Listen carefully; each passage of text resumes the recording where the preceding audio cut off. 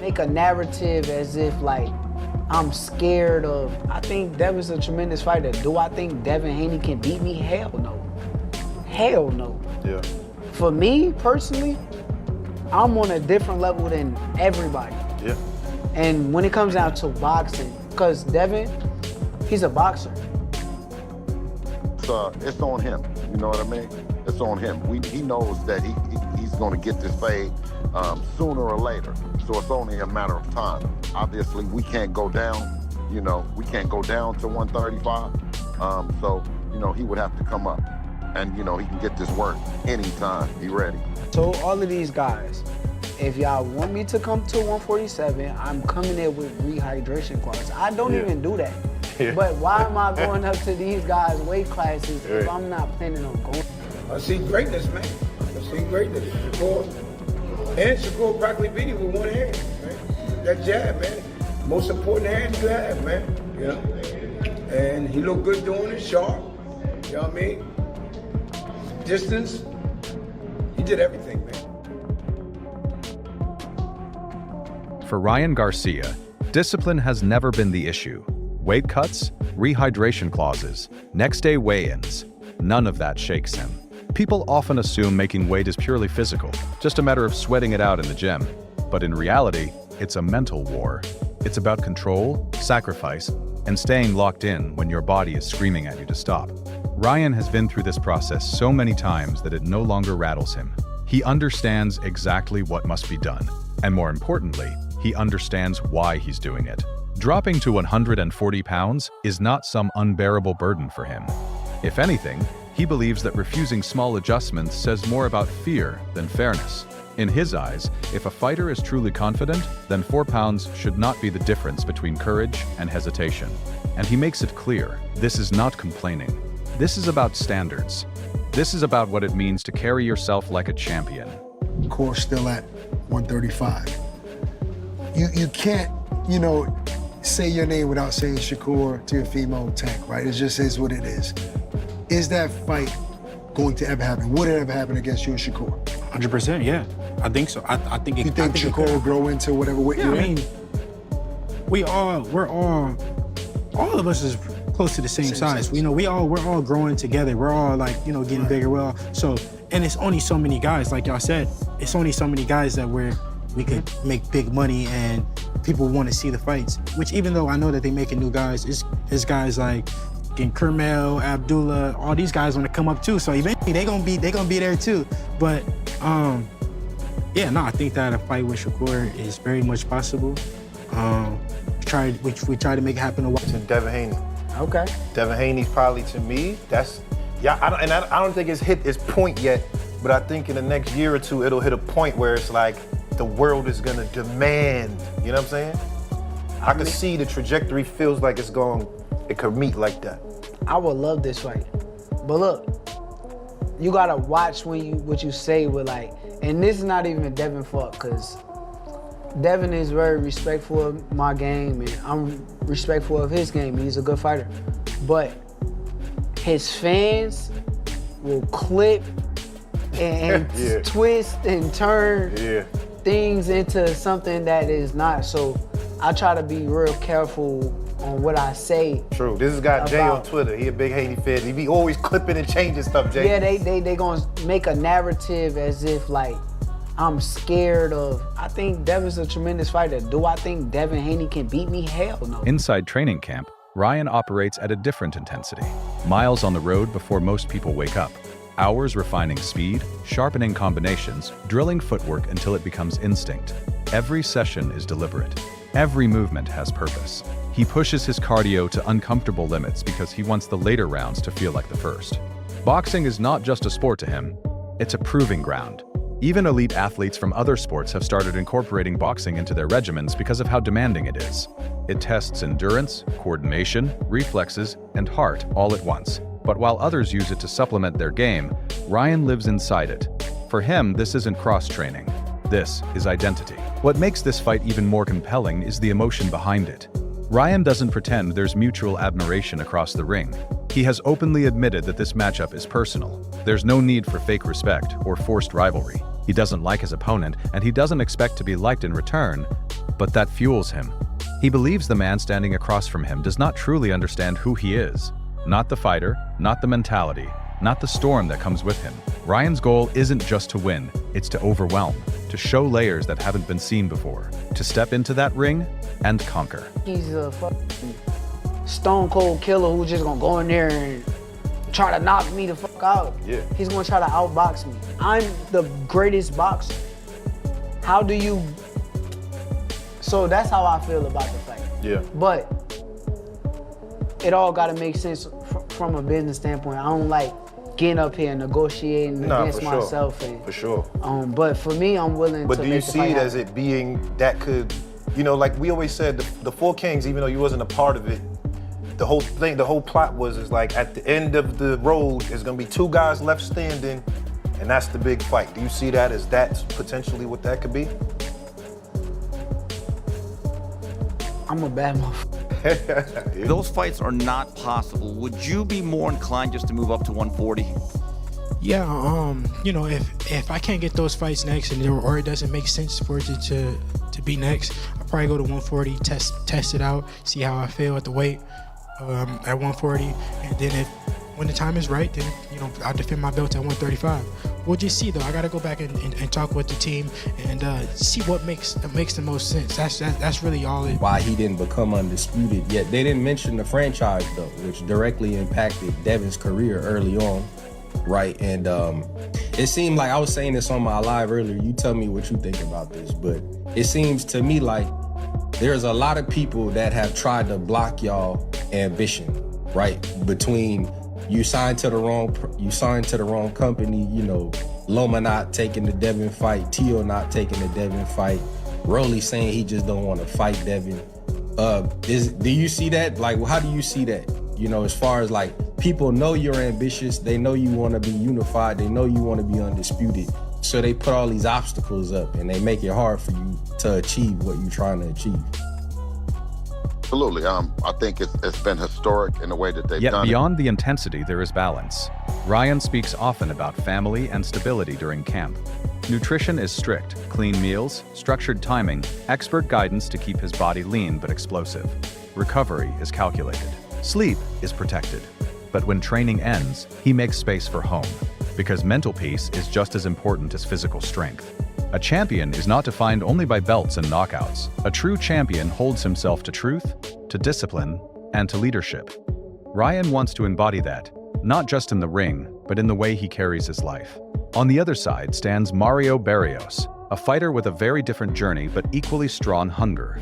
His introduction to boxing wasn't glamorous. It began at a local boys and girls club, where his mother brought him and his sister as kids. He wasn't labeled a prodigy. He wasn't the unbeatable child star. What he had was persistence. He stayed with the sport when others dropped out. He improved quietly. And at 13 years old, when he won his first national tournament, something clicked. That was the moment boxing stopped being an activity and became a calling. By 18, he turned professional. And from there, step by step, he built himself into a world champion. So we must keep our composure and our patience and understand that it's part of the process when you're that good. You know what I mean? We can't say it any other way. You know, they're running out of narratives. You know what I'm saying? And you know, it's what the people want to see. We don't never say, okay, you know, well, this guy has done something wrong or he did bad business. So, you know, we'll never do it. Obviously, you know, when we go through negotiations and we spend time in there, whether it's put something together for Richard Hitchinson, for him to come back later and to say, you know, yeah, I want that fight. Well, when we were trying to make the fight, we couldn't. You didn't want to negotiate. You went somewhere else. When we were negotiating with Shakur Stevenson, instead of him negotiating with us, he said that he's going to go somewhere else. But I feel like Shakur, just like Crawford was with me, Shakur has the ability to pass Terrence Crawford. Listen up. Now, not in the sense of becoming 3-time undisputed and, you know, going up, you know, that many weight classes. Not from that standpoint. You You know, he already has 4 weight classes. Crawford is a 5-weight division champion. But in a sense of having the opportunities that Crawford didn't have, you know, Crawford would have been even bigger than what he is if the politics didn't play into the sport at the time. And now that, you know, you have guys like Turki Al-Sheikh that are able to bridge that gap between promoters and, you know, make these big fights happen. Turki was around when Crawford was on his climb. You know, when Crawford couldn't get those big fights with like Thurman and Danny Garcia and Ugas, and, you know, he got it later with Sean Porter, but it was later. But imagine if Crawford was able to have that run and, you know, Earl Spence, Danny Garcia, Ugas, Keith Thurman, you know, the list goes on. If he would have had all those guys on his ledger, imagine how big Crawford would be. He would be even bigger than what he is today. You know, bigger than what he is today. So with that being said, you know, with these fighters hovering around 135, these talented fighters, hovering around 135, 130, you know, guys like, you know, O'Shaquie Foster, like I mentioned, gonna go up to 135. He's big enough to go to 135. Devin Haney gonna concede to that? I doubt it. So there's a major obstacle in the way. But nonetheless, as you watch these two fighters fight, you can clearly see, outside of cheating, they're more than likely not going to lose, right? With that said, Devin Haney immediately responds to Shakur. Shakur responds to Devin, right? Again, we had the initial 4 kings. It was Devin, Ryan, T.O., and Tank Davis, right? It was supposed to be the 4 kings 2.0. From the Marvin Hagler, Tommy Hearn, Sugar Ray Leonard, Roberto Duran. Barrios approaches training with methodical focus. He works closely with his coaches to sharpen technique, correct flaws, and study strategy. He doesn't rely on hype. He relies on preparation. He understands that once the bell rings, nothing else matters. Not press conferences, not social media, not headlines. Only execution. This time, he says he feels hungrier than ever. Headlining major events has raised his profile, but it has also raised expectations. He wants a definitive victory, not a controversial decision, not a debated outcome, a statement. At the press conference, Barrios made something very clear. He expects the best version of Ryan Garcia, and that motivates him even more. He doesn't want excuses attached to the result. If he wins, he wants it against a fully prepared, fully focused opponent. He promises fans what he has always delivered: effort without surrender. He has built his career on grit, on refusing to fold under pressure, and when he steps into the ring, on February 21st, he intends to leave no doubt about who belongs at the top. We had that 4-king era, but nobody mentions Wilfred Benitez. And the fact remains is Wilfred Benitez beat Roberto Duran as well. And Roberto Duran is 1-4 against those guys. He beat Sugar Ray Leonard the first time. Outside of that, Roberto Duran, he lost. He quit against Sugar Ray Leonard. He got knocked out brutally by Tommy Hearns. He got outboxed by Marvin Hagler and outclassed by Wilfred Benitez. Right? But he's overshadowing Wilfred Benitez. And I felt like these guys, Devin Haney, Ryan Garcia, Tank, and T.O., overshadowed Shakur Stevenson. And now Shakur Stevenson has shined the light by dominating Teofimo Lopez. After the fight, Conor Benn comes into the ring. They talk, have some words, but Shakur Stevenson said, I want to put that same rehydration clause you put on Chris Eubank. Tell me, what did you get out of that moment in the ring? Well, I heard on the press conference where I think it was his manager said that, that was a clown move, but I think Shakur invited that, I don't even know if I would have said all that about Conor being right then, but I think he really wants that fight. He really wants the money for the fight. He been saying that. And now he came through victorious, You know, I think he really wants that money for that fight. He wants the money for the fight. Legacy fights, accomplishments, because now Shakur is a 4-weight world champion. Devin is a 3-weight world champion. Devin was undisputed, but now Shakur is a 2-time lineal champion. You know, so he's a 2-time Ring Magazine winner. You know, 2-time unified champion. If you want to add the ring, as far as with the WBO, he was unified at 130. You know, so he's a 2-time unified champion, 2-time lineal champion. Beat a guy like Teofimo Lopez, who rises to the occasion. Had a close fight with George Kambosos. You can make a claim that he was fighting out of frustration or out of emotion. You know, and that was it. He was in his prime too. You know, Josh Taylor seemed to be drained at 140. Not taking away from Devin, but he was already moving up to 47, they were saying. You know, Lomachenko was a little older and smaller. I see greatness, man. I see greatness. Shakur practically beat him with one hand, man. That jab, man. Most important hand you have, man. You know? And he looked good doing it, sharp. You know what I mean? Distance. He did everything, man. He did everything right, man. A lot of people thought it would be a tough fight because Teo's athletic, Teo was experienced, he's fought on a high level. And, you know, they were critical of Shakur. Oh, he ain't fought nobody, this and that. Yeah. He made Teo look like everybody else. Made him look like an amateur. Man, he looked like an amateur. Yes. Now, technically, what did you see? Right? Where did Teo go wrong in that fight? Where he went wrong? Yeah. Fighting Shakur. That's where he went wrong. Fighting Shakur. I knew he just running his mouth. He just was talking, man. I knew that from the beginning, even the time when he talking about, yeah, Shakur know he could have got stopped and shoot, but Shakur hurt his left hand. His left hand was hurt. If you notice, he was using that jab a lot. Yeah, jab and then the hook. And he threw the left hand every now and then. Because I was screaming out. Everybody said they heard me in Philly. Yo, we can hear you on the TV. Yeah, that's my young buck. You know what I mean?